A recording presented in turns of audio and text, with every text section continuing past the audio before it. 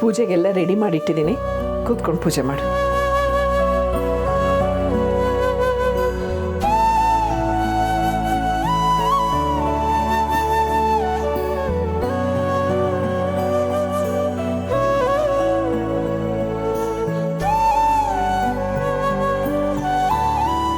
ಏನು ಮಾಡ್ತಿದ್ದೀರಾ ಇಷ್ಟೊತ್ತಿನಲ್ಲಿ?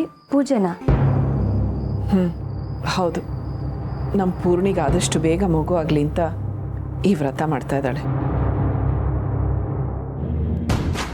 ಹೌದಮ್ಮ, ಪಾಪ ಪೂರ್ಣಿಯವರು ಮಗುಗೋಸ್ಕರ ಎಷ್ಟೆಲ್ಲ ಒದ್ದಾಡ್ತಿದ್ದಾರೆ. ಒಂದೊಂದು ಸಲ ಅವ್ರ ಸಂಕಟ ನೋಡ್ತಿದ್ರೆ ನಾನೇ ಒಂದು ಮಗು ಹೆತ್ತು ಅವ್ರಿಗೆ ಕೊಟ್ಬಿಡೋಣ ಅನ್ಸುತ್ತೆ. ಇರಲಿ ಬಿಡು, ಮಾತಾಡೋ ಹಾಗೆ ಮಾಡೋಕ್ಕಾಗದೇ ಇದ್ರೂ ಮಾತಾಡೋ ಮನಸ್ಸಿದೆಯಲ್ಲ, ಅದೇ ಸಂತೋಷ.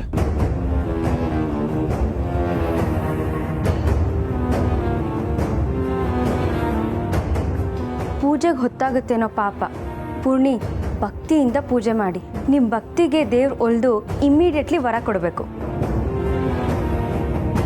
ಇವಳ ದೇವ್ರನ್ನ ನಂಬ್ತಾ ಇದ್ದಾಳಲ್ಲ, ಅದೇ ಒಂದು ದೊಡ್ಡ ವರ. ಯಾರಿಗೂ ಕೊಡೋಕ್ಕಾಗದೇ ಇರೋ ನೆಮ್ಮದಿನ ಆ ನಂಬಿಕೆ ಕೊಡುತ್ತೆ. ಪೂರ್ಣಿ, ನೀ ಪೂಜೆ ಶುರು ಮಾಡು. ಸರಿ ಅಮ್ಮ.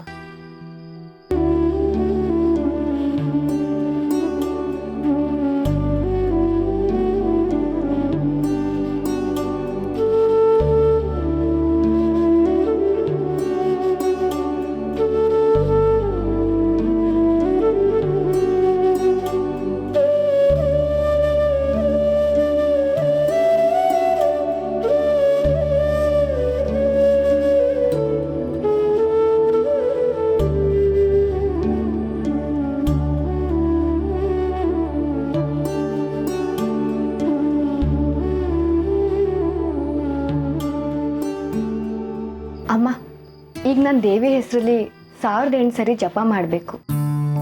ಸರಿ ಪೂರ್ಣಿ, ಶ್ರದ್ಧೆಯಿಂದ ಏಕಾಗ್ರತೆಯಿಂದ ಜಪ ಮಾಡು. ಸಹಸ್ರನಾಮ ಮುಗಿಯೋವರೆಗೂ ಯಾವುದೇ ಕಾರಣಕ್ಕೂ ಎದ್ದೇಳ್ಬೇಡ. ನಾನು ಹೋಗಿ ಊಟಕ್ಕೆ ರೆಡಿ ಮಾಡ್ತೀನಿ.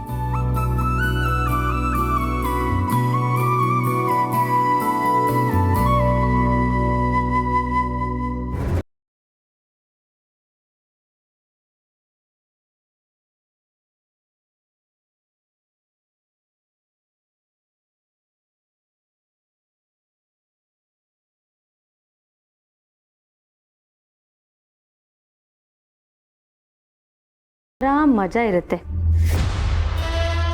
ನೀನು ಎಷ್ಟು ಪೂಜೆ ಮಾಡಿದ್ರು, ಇಂಥ ವ್ರತ ಮಾಡಿದ್ರು ನಿನಗೆ ಮಕ್ಕಳಾಗಲ್ಲ. ಆದರೂ ನಂಬಿಕೆಯಿಂದ ನೆಮ್ಮದಿ ಅಂತ ತುಳಸಿಯವ್ರು ಹೇಳ್ತಿದ್ದಾರೆ. ನಿನ್ನ ನಂಬಿಕೆನ, ನಿನ್ನ ನೆಮ್ಮದಿನ ನಾನು ಹಾಳು ಮಾಡಬೇಕಲ್ಲ.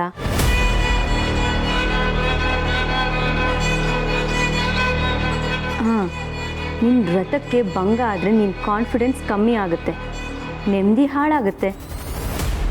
ನಿನ್ನ ಧ್ಯಾನಕ್ಕೆ ಹೇಗೆ ಡಿಸ್ಟರ್ಬ್ ಮಾಡ್ತೀನಿ ನೋಡ್ತಿರು.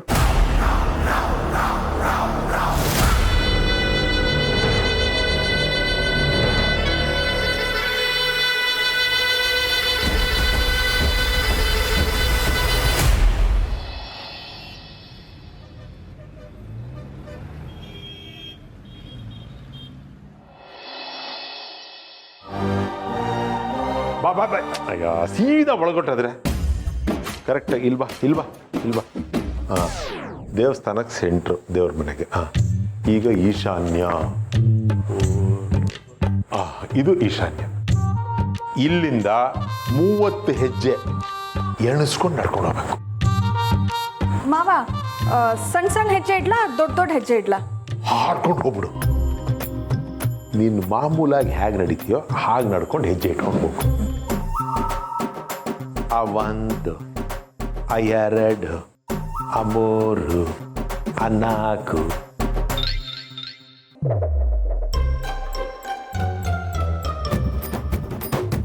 ಆ 15, ಆ 18. ಮಾವ, ಗೋಡೆ ಬಂದ್ಬಿಡ್ತಲ್ಲ. ಗೋಡೆನ ಹೊಡಿಯಕ್ಕಾಗಲ್ಲ. ಈಗ ಇದು ಲೆಕ್ಕ ಇಟ್ಕೋ, 19 ಹೆಜ್ಜೆ ಬಂದಿದ್ದೀವಿ. ಆ ಕಡೆಯಿಂದ ಹೋಗೋಣ, ಅಲ್ಲಿಂದ ಮುಂದೆ ಕಂಟಿನ್ಯೂ ಮಾಡ. ಬಾ ಬಾ. ಆ 27, ಆ 28, ಆ 29, ಆ 30. ಅಲ್ಲೇ ಅಲ್ಲೇ ಅಲ್ಲೇ ಹೋಗು. ಗುದ್ಲಿ ಪಿಕಾಸಿ ಎರಡು ಎತ್ಕೊಂಬ ಓಡು ಹೋಗು ಹೋಗು ಹೋಗು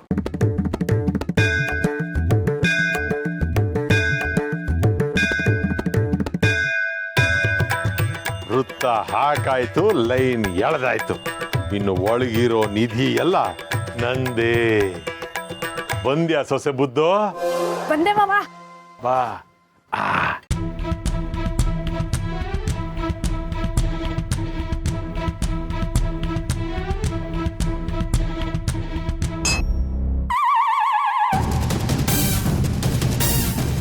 ಸೊಸೆ ಬುದ್ಧು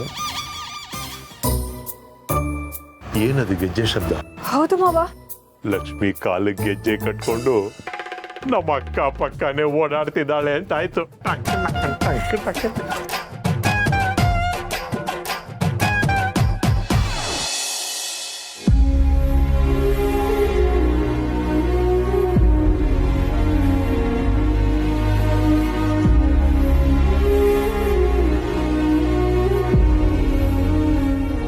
ಪುಣ್ಯ ಏನು ಮಾಡ್ತಿದ್ಯಾ? ಎಲ್ಲರೂ ಊಟ ಮಾಡಿ ಆಲ್ರೆಡಿ ಮಲ್ಗಾಯ್ತು. ನೀನು ಇಷ್ಟೊತ್ತಾದರೂ ಏನೋ ಜಪ ಮಾಡ್ತಿದ್ಯಲ್ಲ.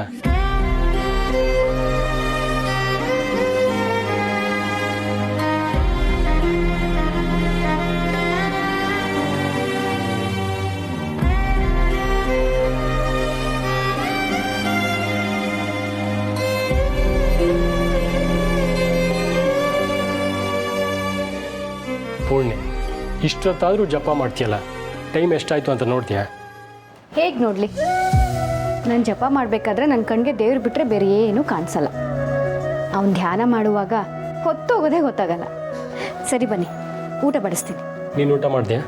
ಇಲ್ಲ, ನಾನು ಪೂಜೆ ಮುಗಿಸಿನೇ ಊಟ ಮಾಡೋದು. ಪೂಜೆ ಮುಗೀತಲ್ಲ, ಈಗ ಊಟ ಮಾಡಬೇಕು. ಹಾಗಿದ್ರೆ ನಡಿ, ನಿನಗೆ ನಾನೇ ಬಡಿಸ್ತೀನಿ, ನಾನೇ ತಿನ್ನಿಸ್ತೀನಿ. ನಾನು ಹಾಗೆಲ್ಲ ಊಟ ಮಾಡುವಾಗಿಲ್ಲ.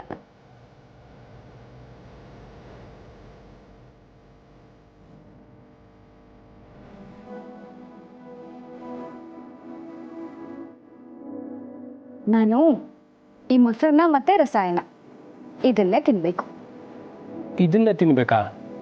ಇದು ತಿಂದಾದ್ಮೇಲೆ ಊಟ ಮಾಡ್ಬೋದಲ್ವಾ? ನಿಮ್ಮನ್ನು ಹೀಗೆ ಮಾತಾಡೋದು ಬಿಟ್ರೆ ಊಟ ಮಾಡಿದ್ಮೇಲೆ ಉಪವಾಸ ಮಾಡ್ಬೋದಲ್ಲ ಅಂತ ಕೇಳ್ತೀರಾ. ನಾನು ಈ ದೇವ್ರ ಪ್ರಸಾದ ಬಿಟ್ಟು ಬೇರೆ ಏನೂ ತಿನ್ನಲ್ಲ. ಇದು ವ್ರತ. ಇದ್ದಕ್ಕಿದ್ದ ಹಾಗೆ ಈ ವ್ರತಗಳೆಲ್ಲ ಯಾಕೆ ಪೂರ್ಣಿ? ನಿಮ್ಮ ಕೈಗೆ ಒಂದು ಮುದ್ದಾದ ಪಾಪು ಕೊಡೋಕೆ.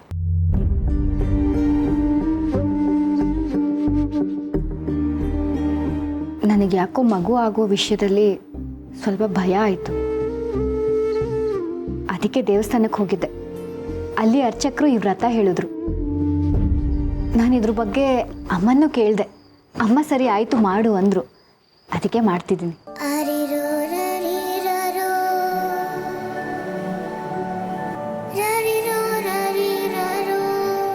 ನಿಮಗೆ ಈ ಥರ ವ್ರತದ ಮೇಲೆ ನಂಬಿಕೆ ಇಲ್ವಾ?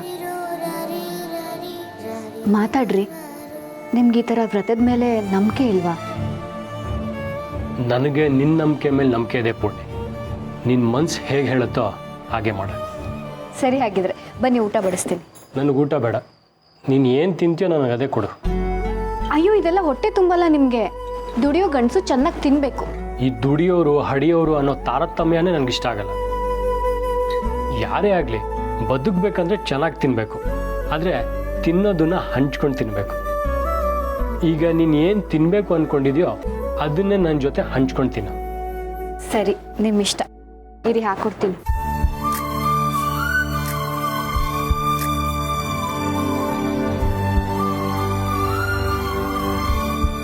ಇದೇನಿದು ಒಂದೇ ಪ್ಲೇಟಲ್ಲಿ ಹಾಕ್ಕೊಟ್ಟೆ?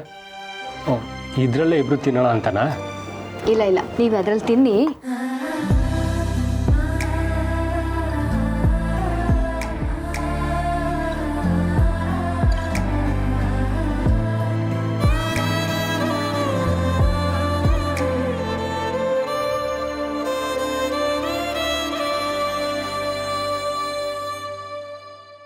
ಇದೇನು ಪುಣ್ಯ, ತಿಂತೀನಂತ ಎಲ್ಲ ನೆಲಕ್ಕೆ ಹಾಕ್ಬಿಟ್ಟಿಲ್ಲ. ನೆಲಕ್ಕೆ ಹಾಕಿದ್ದಲ್ಲ, ನೆಲದಿಂದನೇ ತಿನ್ನೋದು. ಇದೆಲ್ಲ ವ್ರತ. ಆಯ್ತು ಕಣ್ರಿ, ನಾನು ಇಲ್ಲೇ ತಿಂತೀನಿ. ರೀ, ನೀವು ಹೀಗೆಲ್ಲ ತಿನ್ಬೇಡ್ರಿ. ನಿನ್ನ ವ್ರತದಲ್ಲಿ ಕೈಯಲ್ಲೂ ತಿನ್ಬಾರ್ದ? ಅದು ಹಾಗಲ್ಲ. ನೀವು ಹೀಗೆ ನೆಲದ ಮೇಲೆ ತಿಂತಿದ್ರೆ ನಂಗೆ ನೋಡೋಕೆ ಸಂಕಟ ಅನಿಸುತ್ತೆ. ಪೂರ್ಣಿ, ನಾವಿಬ್ಬರು ಮದುವೆ ಆದ ದಿನದಿಂದನೇ ನಮ್ಮ ಜೀವನದಲ್ಲಿ ಕಷ್ಟ, ಸುಖ, ದುಃಖ, ಸಂತೋಷ ಎಲ್ಲದರಲ್ಲೂ ನಮ್ಮಿಬ್ಬರು ಸಮಪಾಲೇ ಇರಬೇಕು. ಅದಕ್ಕೆ ಈ ಊಟದಲ್ಲಿ ನಿನಗೊಂದು ಪಾಲು, ನನಗೊಂದು ಪಾಲು. ಆ ದೇವರು ಆಶೀರ್ವಾದ ಮಾಡೋದೇ ಆದರೆ ಡಬಲ್ ಆಶೀರ್ವಾದ ಮಾಡಲಿಬಿಡು. ಡಬ್ಬಲ್ಲ? ಓಹೋ, ಅವಳಿ ಜವಳಿ ಆಸೆನಾ ನಿಮಗೆ?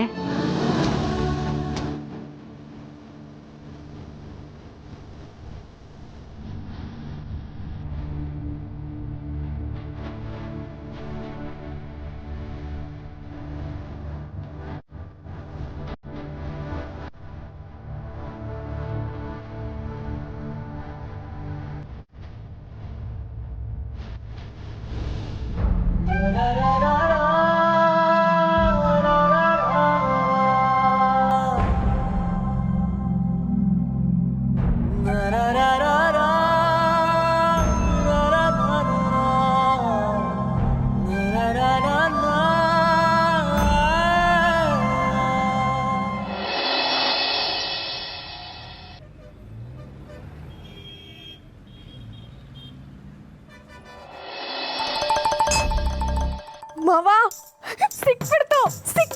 ಹೌದು, ಟಣ್ ಟಣ್ಣ ಶಬ್ದ ಬರ್ತಿದೆ. ಆಹಾ, ಚಿನ್ನ ಕನಿಷ್ಠ ಪಕ್ಷ ಒಂದು 10 kg ಆದರೂ ಇರಬೇಕು. ಬರೀ ಬಂಗಾರ ಅಲ್ಲ ಮಾವ, ವಜ್ರಗಳು ಇರುತ್ತೆ. ಹೌದಲ್ವಾ? ಹಳೇ ಕಾಲದ ಚಿನ್ನ, ಬೆಳ್ಳಿ, ವಜ್ರ, ವೈಡೂರ್ಯ ಈಗಿನ ಕಾಲಕ್ಕೆ ಎಷ್ಟು ಬೆಲೆ ಬಾಳ್ಬೋದು. 10 kg ಚಿನ್ನಕ್ಕೆ ಹತ್ತತ್ರ 5 ಕೋಟಿ ಆಗುತ್ತೆ. ಇನ್ ವಜ್ರಕ್ಕೆ ಬೆಲೆ ಕೆಟ್ಟಕ್ ಆಗತ್ತಾ ಮಾವ?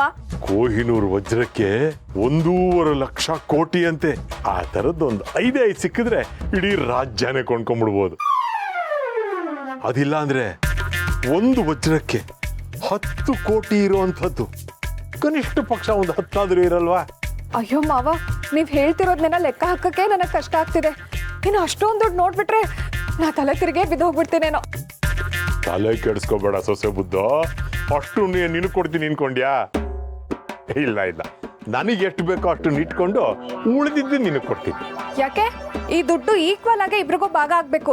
ಸ್ವಲ್ಪನೂ ಹೆಚ್ಚು ಕಮ್ಮಿ ಆದ್ರೆ ನಾನ್ ಸುಮ್ನಿರಲ್ಲ. ಅದೇ ಹೆಂಗಾಗತ್ತೆ? ಈ ನಿಧಿ ಐಡಿಯಾ ಕೊಟ್ಟಿದ್ ನಾನು, ಗುರುಗಳ ಹತ್ರ ಕರ್ಕೊಂಡು ಹೋಗಿದ್ ನಾನು, ಅಗದಿದ್ ನಾನು. ಹೆಚ್ಚು ಕಮ್ಮಿ ಆದ್ರೆ ಇದಿಷ್ಟು ನನಗೆ ಸೇರ್ಬೇಕು. ಈ ಮನೆ ನಂದು, ಇಲ್ಲಿ ನೀವು ಉಳ್ಕೊಳಕ್ಕೆ ನಾನೇ ಕಾರಣ. ಹಾಗೆ ನೋಡಿದ್ರೆ ಈ ದುಡ್ಡೆಲ್ಲ ನನಗೆ ಸೇರ್ಬೇಕು. ಓ, ನೀನ್ ಆ ರೂಟಲ್ಲಿ ಬರ್ತಾ ಇದೀಯಾ? ಸರಿ, ಹಾಗಾದ್ರೆ 50-50. ಓಕೆ, ನೋಡೋ, ನಿಧಿನ ಹೊರಗಡೆ ತೆಗೆದ ತಕ್ಷಣ ಅದನ್ನ ಮಾರಕ್ಕಾಗಲ್ಲ. ಮೊದಲು ಅದನ್ನ ಸುರಕ್ಷಿತವಾದ ಜಾಗಕ್ಕೆ ಸಾಗಿಸ್ಬೇಕು, ಆಮೇಲೆ ಉಳಿದಿದ್ದೆಲ್ಲ. ಸೊ ಅದಕ್ಕೆಲ್ಲ ಇನ್ನೊಂದು 2% ಎಕ್ಸ್ಟ್ರಾ. ಆಯ್ತಾಯ್ತು, ಬರೀ 2%. ಆದ್ರೆ ನಿಧಿ ನೋಡಿದ ತಕ್ಷಣ ನಾನೇನಾದ್ರೂ ತಲೆ ತಿರುಗಿ ಬಿದ್ಬಿಟ್ರೆ ನನಗೆ ನೀರ ಕೆಪ್ಸ್ಬಿಡಿ, ಆಯ್ತಾ? ಓ, ಅದಕ್ಕೆ 2% ಎಕ್ಸ್ಟ್ರಾ ಆಗುತ್ತೆ.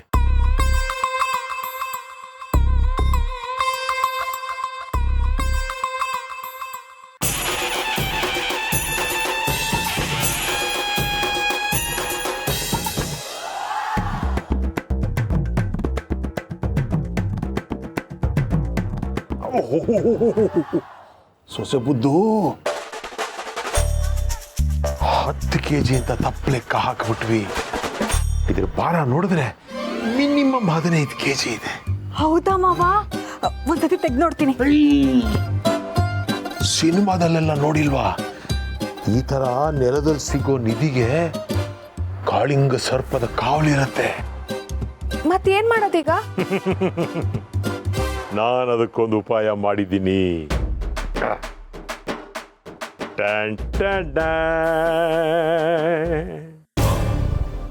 ಇದನ್ನ ಕೇರಳದಿಂದ ತರಿಸಿದ್ದೀನಿ. ಹಾವು ಎಷ್ಟೇ ಉದ್ದ ಇರಲಿ, ಎಷ್ಟೇ ದಪ್ಪ ಇರಲಿ, ಒಂದ್ಸಲ ಅಂತ ಮೂಸಿದ್ರೆ ಸಾಕು, ಹಾಗೇ ಪ್ರಜ್ಞೆ ತಪ್ಪು ಬಿದ್ದೋಗತ್ತೆ. ಆಹಾ ಮಾವ, ಎಂತ ಜೀನಿಯಸ್ ನೀವು. ಅಲ್ವಾ? ಮತ್ತೆ ಅದಕ್ಕೆ ಇನ್ನೊಂದು % ಎಕ್ಸ್ಟ್ರಾ ಆಗುತ್ತೆ. ಅಯ್ಯೋ ಮಾವ, ಫಸ್ಟ್ ಅದನ್ನ ಅದ್ರ ಹತ್ರ ಇಡಿ.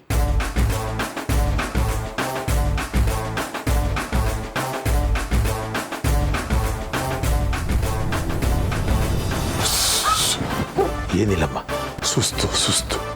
ಬಿಚ್ಚು ಬಿಚ್ಚು.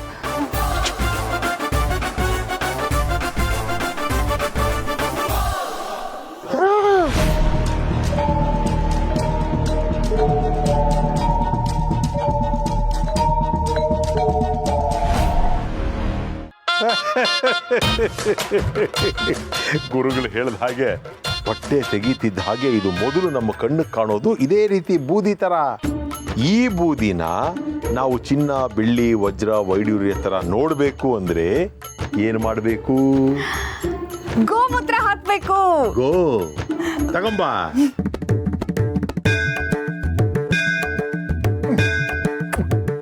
ಬೇಗ ಬಾ ಅಮ್ಮ.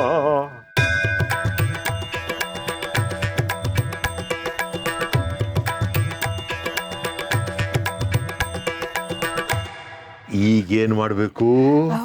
ಮಂತ್ರ ಹೇಳ್ಬೇಕು.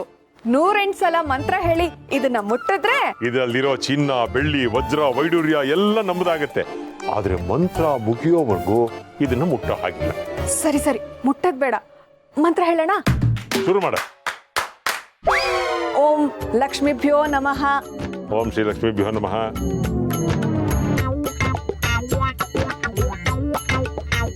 ಲಕ್ಷ್ಮೀಭ್ಯೋ ನಮಃ. ಲಕ್ಷ್ಮೀಭ್ಯೋ ನಮಃ. ಲಕ್ಷ್ಮೀಭ್ಯೋ ನಮಃ. ಲಕ್ಷ್ಮೀಭ್ಯೋ ನಮಃ. ಲಕ್ಷ್ಮೀಭ್ಯೋ ನಮಃ. ಲಕ್ಷ್ಮೀಭ್ಯೋ ನಮಃ. ಲಕ್ಷ್ಮೀಭ್ಯೋ ನಮಃ. ಲಕ್ಷ್ಮೀಭ್ಯೋ ನಮಃ. ಲಕ್ಷ್ಮೀಭ್ಯೋ ನಮಃ. ಲಕ್ಷ್ಮೀಭ್ಯೋ ನಮಃ. ಲಕ್ಷ್ಮೀಭ್ಯೋ ನಮಃ. ಲಕ್ಷ್ಮೀಭ್ಯೋ ನಮಃ. ಲಕ್ಷ್ಮೀಭ್ಯೋ ನಮಃ. ಲಕ್ಷ್ಮೀಭ್ಯೋ ನಮಃ. ಲಕ್ಷ್ಮೀಭ್ಯೋ ನಮಃ. ಲಕ್ಷ್ಮೀಭ್ಯೋ ನಮಃ.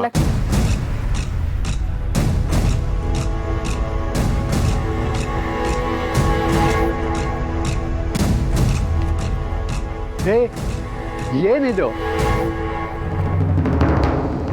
ಯಾಕೆ ಗುಂಡಿ ತೋಡಿದ್ದೀರಾ? ಇವ್ರಿಗೆಲ್ಲೋ ಹುಚ್ಚಿಡ್ದಿದೆ ಅಂತ ಕಾಣುತ್ತೆ. ಲಕ್ಷ್ಮೀಭ್ಯೋ ನಮಃ. ಲಕ್ಷ್ಮೀಭ್ಯೋ ನಮಃ. ಅಲ್ಲ, ಮಡಿಕೆನಲ್ಲಿ ಬೂದಿ ತುಂಬಿಸಿಟ್ಕೊಂಡು ಏನ್ ಮಾಡ್ತೀವಿ ಇವು? ಲಕ್ಷ್ಮೀಭ್ಯೋ ನಮಃ. ಲಕ್ಷ್ಮೀಭ್ಯೋ ನಮಃ. ಲಕ್ಷ್ಮೀ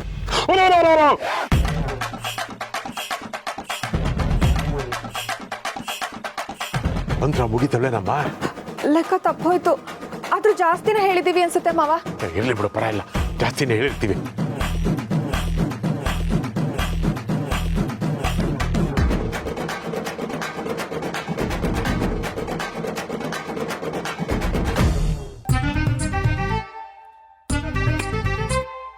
ಕೈಗೆ ಬಂದಿದ್ದ ತುತ್ತು ಬಾಯಿಗೆ ಬರದೇ ಇರೋ ಹಾಗಾಗೋಯ್ತಲ್ಲ. ಬಾಯಿಗ ಬೂದಿನ ಬಾಯಿಗೆ ಹಾಕೊಂತೀರಾ? ತಲೆ ಕೆಟ್ಟಿದೆ ನಿಮ್ಗೆ? ಅಣ್ಣ, ಇದು ಬೂದಿ ಅಲ್ಲ.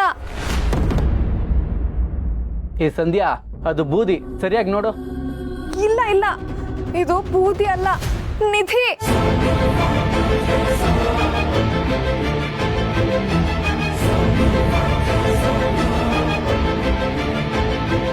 ನಿಧಿನ?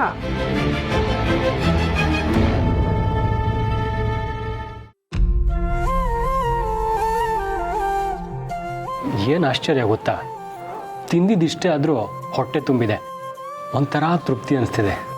ದೇವ್ರ ಪ್ರಸಾದ ಅಂದರೆ ಹಾಗೇನೆ. ನೀವು ಮೃಷ್ಟಾನ್ನ ಮಾಡ್ಕೊಂಡು ತಿಂದ್ರೂ ಈ ರುಚಿ ಸಿಗಲ್ಲ. ಸರಿಯಾಗಿ ಹೇಳಿದೆ. ಚಿಕ್ಕವನಿಂದನೂ ನನಗೆ ದೇವಸ್ಥಾನದಲ್ಲಿ ಪ್ರಸಾದ ತಿನ್ನೋದು ಅಂದರೆ ತುಂಬ ಇಷ್ಟ. ಸರಿ, ಲೇಟ್ ಆಗ್ತಿದೆ, ನಡಿ ಹೋಗಿ ಮಲ್ಗೋಣ. ಏನು ಯೋಚನೆ ಮಾಡ್ತಿದ್ಯಾ? ನಿದ್ದೆ ಬರ್ತಿಲ್ವಾ ನಿನಗೆ? ನಡಿ ಹೋಗಿ ಮಲ್ಗೋಣ. ರೀ, ನೀವು ಹೋಗಿ ಮಲಗಿರಿ, ನಂಗೆ ಸ್ವಲ್ಪ ಕೆಲಸ ಇದೆ, ಮುಗಿಸ್ಕೊಂಡು ಬರ್ತೀನಿ. ಅದೆಲ್ಲ ಆಗಲ್ಲ. ಅದು ಎಷ್ಟೇ ಕೆಲಸ ಇದ್ರೂ ಒಟ್ಟಿಗೆ ಮುಗಿಸೋಣ, ಆಮೇಲೆ ಒಟ್ಟಿಗೆ ಹೋಗಿ ಮಲ್ಗೋಣ.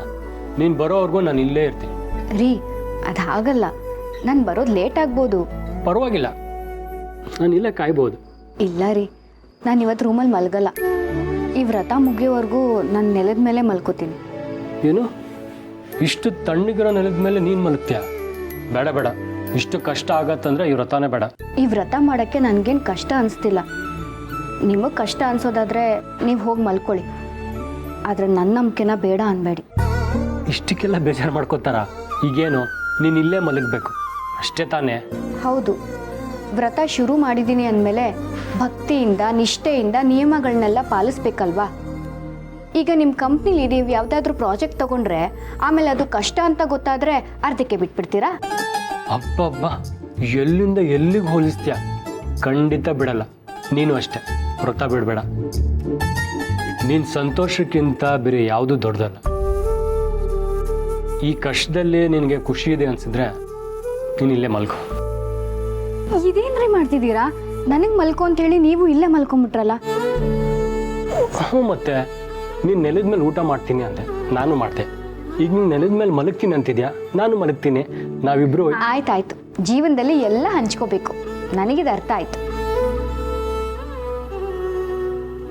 ದೇವ್ರೆ, ಗೊತ್ತಿದ್ದೋ ಗೊತ್ತಿಲ್ಲದೇನೋ ಇಬ್ಬರು ವ್ರತ ಮಾಡ್ತಿದ್ದೀವಿ. ನಮ್ಮ ಆಸೆನ ಆದಷ್ಟು ಬೇಗ ಈಡೇರಿಸು ತಾಯಿ.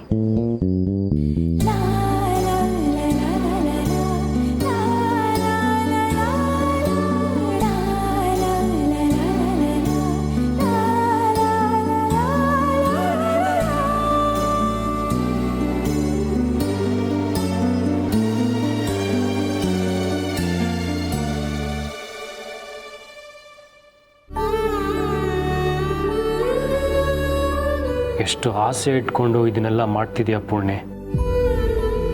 ಆದರೆ ನೀನು ಏನೇ ಮಾಡಿದ್ರು ನಿನಗೆ ಯಾವತ್ತೂ ಮಕ್ಕಳೇ ಆಗಲ್ಲ ಅಂತ ನಾನು ಹೇಗೆ ಹೇಳಲಿ?